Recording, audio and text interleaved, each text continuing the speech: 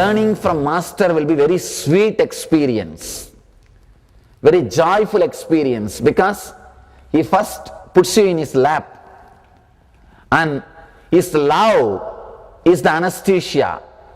Before he starts his operation, he showers his love, that is anesthesia. So you will not even know the pain of going through the transformation, that operation. You will not even be aware that you went through chemotherapy and surgery. But when the life teaches, life does not have anesthesia. That is the difference between learning from master and life. If time teaches you, if life teaches you, it will be very strong because it doesn't have the great anesthesia love. He can't make you forget the pain. He has to teach only through pain. But master can teach with a great energy and love. When Kala Bhairava teaches, it will be very powerful, very strong. I always tell people, better learn from the master, otherwise life will teach. Vivekananda says, learning from master will be graceful, learning from life will be very painful. Master is intense life. Not only he can teach, he can see that you go through the whole operation beautifully and joyfully. If you want, if you are adamant, you will learn only from life, time, then up to you. Then up to you. Anybody who decides to learn from Kala Bhairava, from the life, from time, naturally has to go through this same process. When you are caught just with an intellectual understanding and start thinking, you know it, now you got it. We are also in the same position of Brahma. We are also in the same space of Brahma. Intellectual understanding should become an inspiration to enlightenment. Intellectual understanding should become an inspiration towards the depth. In your life, so many precious moments, you take a jump, the unclutching happens, which you can use to center yourself. From intellectual understanding, you can take a jump to an experience. So many moments, very precious moments. When you take jump from greed to fear, means Muladhara Chakra to Swadhisthana Chakra. Muladhara is greed, lust. Swadhisthana is fear. And from fear to Ori, means Swadhisthana to Manipuraga. From Manipuraga to Anahata, Ori to the low energy, asking for attention, love from others. And from Anahata to Vishuddhi, instead of asking love from others, radiating enmity towards others, jealous. And from jealousy comes ego, means that from Vishuddhi jump to Anya, next chakra. From Anya to Sahasrara, from ego comes discontentment. In every jump from one chakra to other chakra, in every shift, you unclutch. Every shift, every moment can be used to get centered in your center. It can be used for enlightenment. Mahadeva is giving you so many techniques, so many methods to center yourself during every shift. See, during every shift, you go to the high energy, the intense, highest frequency of your being. Only then you settle down. It will be like a big peak before you touch the valley. From lust to fear, even that experience will be peak. You will reach the peak of that lust, that ecstasy, the peak. Only then you will fall to a valley of fear or guilt. Then from that valley, again you will reach the peak of fear. Only then you will fall into the worrying, bothering about the future. It will be like always a peak intense experience before you shift to the other emotion, to the other chakra. Here Mahadeva is giving you beautiful technique to use all those moments, all those unclutching moments, all those shifting moments, to take a quantum jump into the center, into the Atman. See, when you change from first gear to second gear, you unclutch. Unclutching means that you have to pass through the neutral zone. The neutral zone is your consciousness, your spiritual center, your enlightenment. Here, you can use that opportunity of shifting to center yourself. It will be very micro millisecond.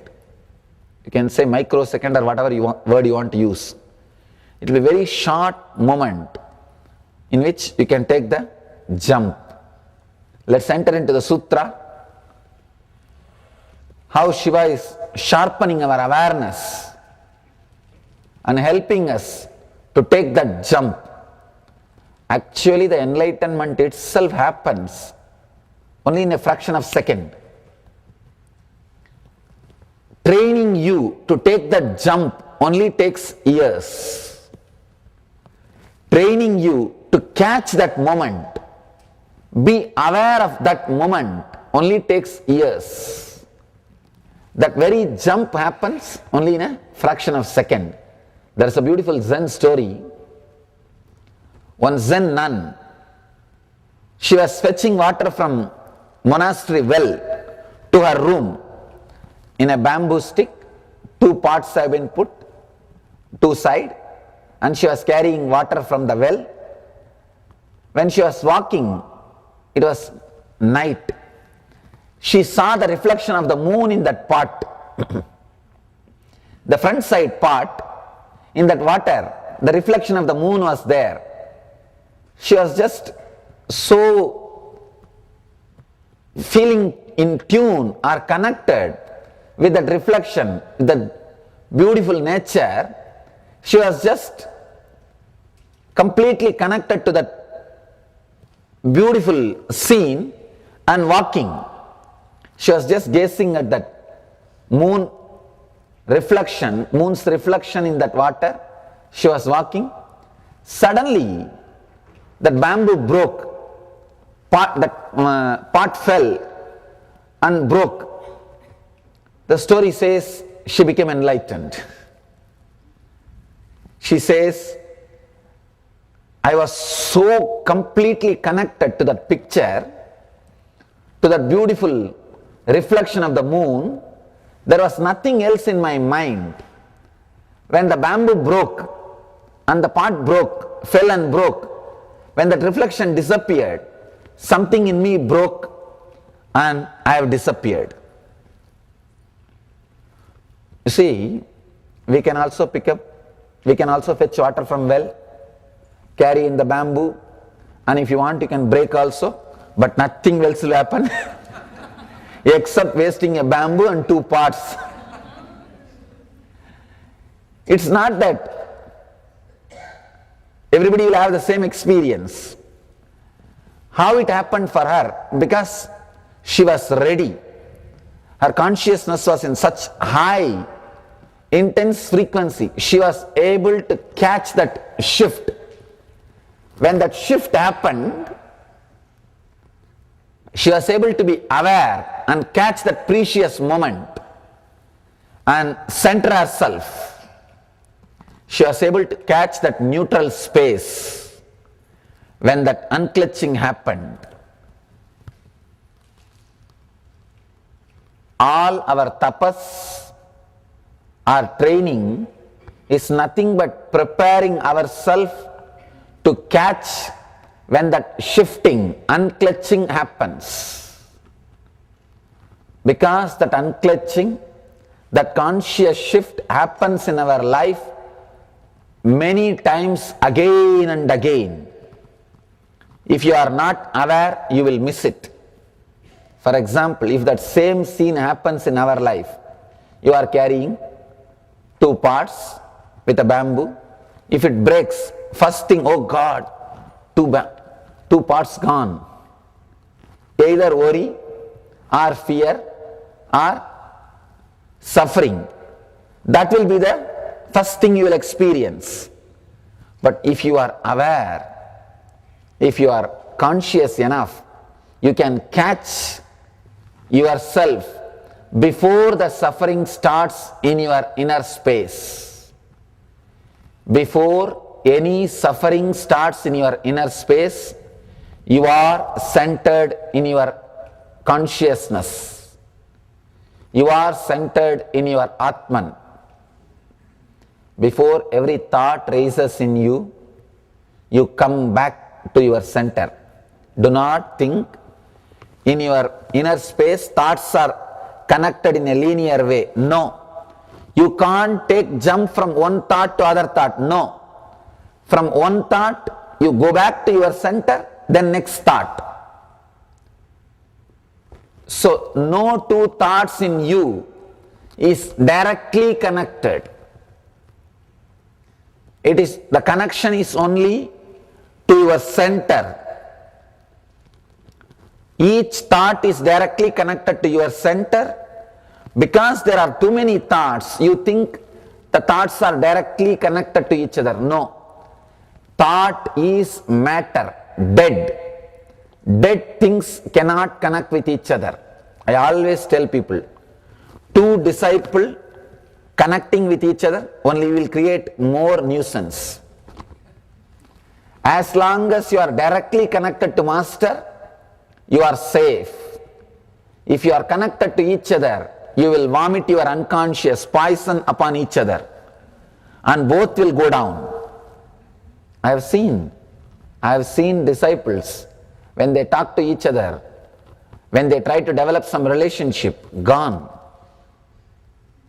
Both of them have lost. Because with your unconscious, what you judge about you, Master and other things will be naturally unconscious, will be poisonous. Because you are putting your unconscious on him, and the other person is also in tune with you. See, disciple falling in tune with the Master only will be very difficult, because I am talking in totally different language, different space.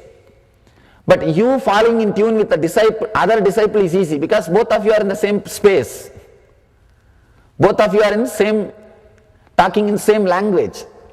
So you feel connecting with your brother disciple is lot more easy than connecting with the Master.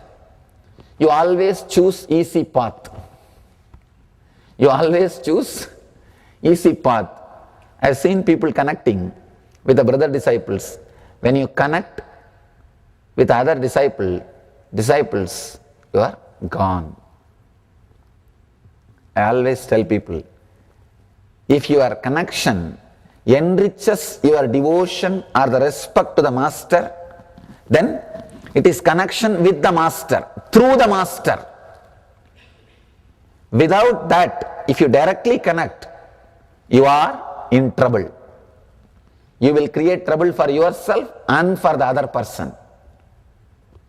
All failures, when I say all, I mean capital ALL. All failures are because disciples relating with the disciples, without having direct connection with the Master. When you directly relate with the Master, the relationship will be strong, and every connection you will create a chance, opportunity for you to take a quantum jump into the enlightenment. But when connection is between the disciple and disciple, it's like a connection between dead matter and the dead matter. When two dead things connect with each other, it will create only more poison. It will vomit only more poison. The more poison means more trouble. Let's enter into the sutra and see the Shiva's method, technique to achieve the consciousness, the inner space. When you shift from one space to the other space, one mood to other mood, when you take a jump, when that shift happens, how to use those precious moments to center yourself, to enter into enlightenment. Let me read the sutra, the translation. At the point of sleep, when the sleep has not yet come, and external wakefulness means Jagrat state, the waking state, vanishes. At this point, be centered, let your being be revealed.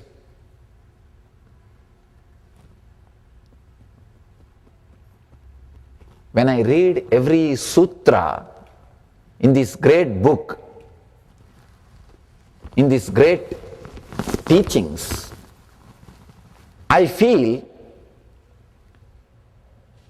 you can't even call Shiva as a Jagat Guru. It is a too small word.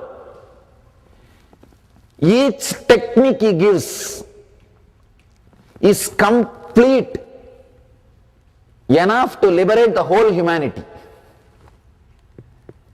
It is complete to liberate the whole humanity, not only to liberate, to solve all the questions.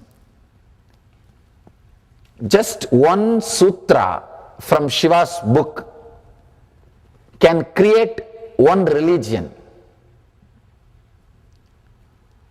According to me, all major religions happened on the planet Earth. When I say religion, the systems which leads to enlightenment, not just the social norms and codes. How many times you should marry and how many times you should bow down and bend down and up and down.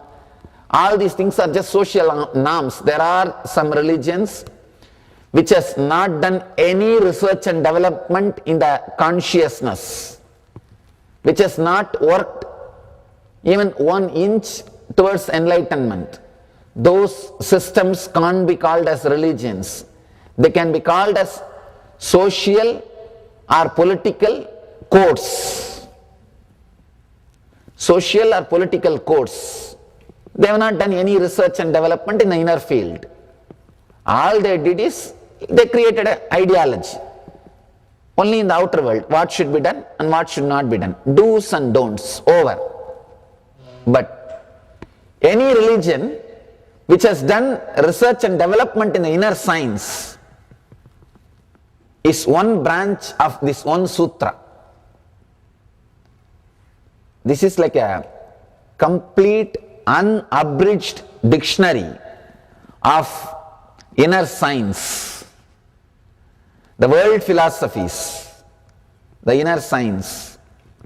Let me read the sutra once more. At the point of sleep, when the sleep has not yet come, an external wakefulness vanishes. At this point, being is revealed. Let you be centered and be enlightened.